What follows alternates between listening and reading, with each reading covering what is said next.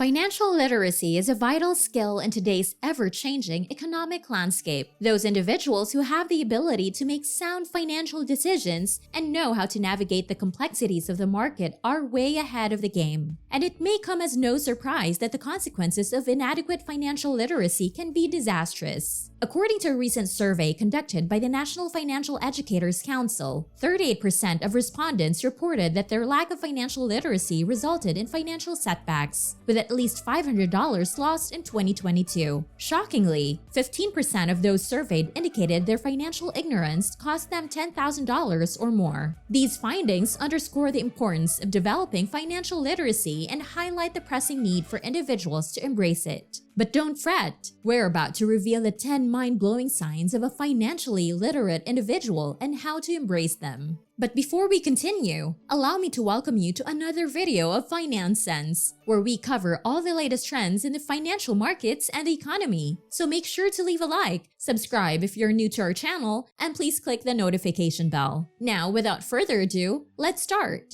First, keeping track of expenses. Constantly keeping track of how much money is coming in and going out is a vital sign of someone who is financially illiterate. Most individuals have no idea how much money they're spending on their everyday lives. They have a general estimate, yet they always seem to have more bills than money. And if they write it all down on paper, they will be shocked at how the money is really being spent. Keeping track of your spending indicates maturity since it provides a clear picture of your financial condition and improves your ability to make sound choices. It's also a necessary initial step in identifying your first financial objective. Make a Google or Excel sheet for yourself to keep track of all of your monthly expenditures. Second, understanding the true cost they pay. There are two prices for everything in the world: the advertised price and the actual price. It requires a certain level of comprehension to discern what you are paying for and what you are truly receiving in return. Let's take, for instance, the cost of a gym membership. The advertised price might be $50 per month, but the actual price encompasses more than just the financial aspect. Consider the value of improved health, access to quality equipment, professional guidance, and the positive impact on your overall well-being. Moreover, you might save money on medical expenses in the long run. By delving into such situations, you gain a clearer understanding of what you are truly paying for and the benefits you derive from it. This enables financially educated individuals to make well-informed decisions. Third, they utilize their money as a resource. Financially educated individuals have the confidence to allocate their resources strategically instead of being constrained by conventional choices. Let's consider a situation where you have a limited amount of free time on a weekend and several activities you can engage in. One option is to spend the day exploring a new hiking trail, while another option is to visit an amusement park. Both activities come with a price tag.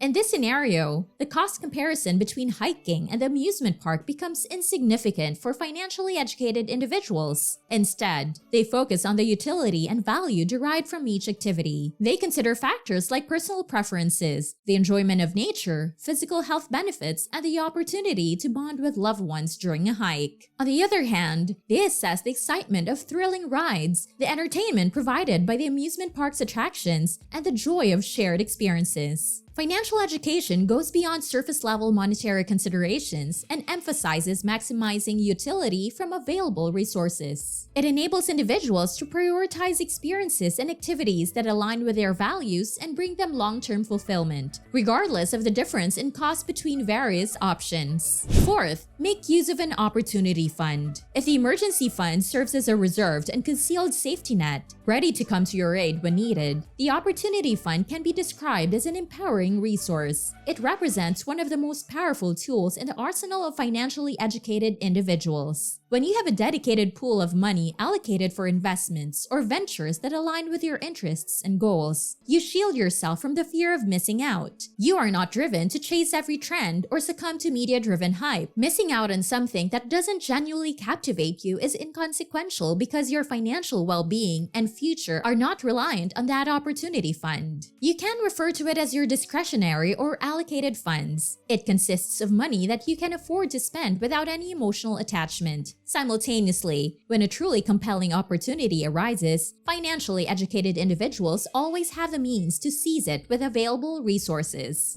Fifth, having an extensive understanding of the tax system. Financially illiterate people either do their taxes or employ an accountant who knows what they're doing. The tax system can be quite complex and confusing in nearly every country worldwide. It's not like the government hands you a brochure with simple instructions on how to comply. You're often left to navigate and comprehend the intricacies on your own. Unfortunately, financially illiterate individuals end up paying more in taxes than necessary, while financially illiterate individuals manage to pay less than they should. Sixth, having well-defined financial objectives. Having well-defined financial objectives is a good sign that a person is financially illiterate. It's common for someone to respond, "I want to be rich," when asked about their financial aspirations. However, they are completely uncertain of what their actual financial objective should be. A financially illiterate person will have a certain amount in mind. Their target may be as simple as making $150,000 a year by age 30, or as complex as figuring out how to make their company profitable. Some people work their way up from the ground up,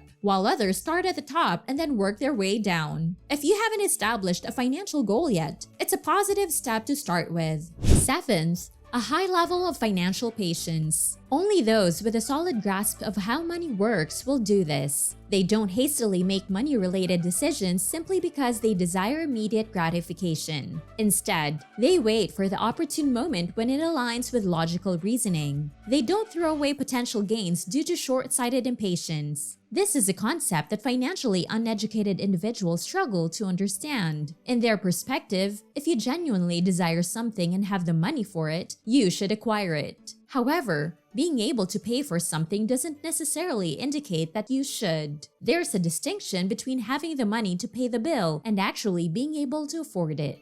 Eighth, believing that having money is not a symbol of social status. Financially literate individuals have a perspective beyond viewing money as a symbol of social status. They clearly understand the distinction between being broke and being poor. Being broke simply means lacking money at a specific moment, while being poor indicates a lack of opportunities to generate income. Financially educated individuals are well aware of this disparity. They do not perceive the presence or absence of a certain amount of money as a measure of their status. They neither look down upon those with less wealth nor excessively admire those with more. Instead, they focus on their financial situation. They are equipped with the knowledge and skills to leverage their abilities and resources, enabling them to generate more income if necessary. Thus, their outlook on money is not centered around social status, but rather on personal financial growth and stability. Ninth, having a fund for emergencies. Unexpected emergencies tend to occur when you least anticipate them, and the cost of not having an emergency fund can hit you suddenly and significantly. The size of a person's emergency fund can reveal their preparedness for unforeseen circumstances. Some individuals can handle unexpected car repairs, while others can afford to take a year off work in a catastrophe. Not having savings allocated for such unexpected events creates inconvenience and poses a significant risk. It is crucial to set aside several $1,000s in case life throws you a curveball and you find yourself unable to cope financially. If you haven't already established an emergency fund, it is essential to prioritize setting one up.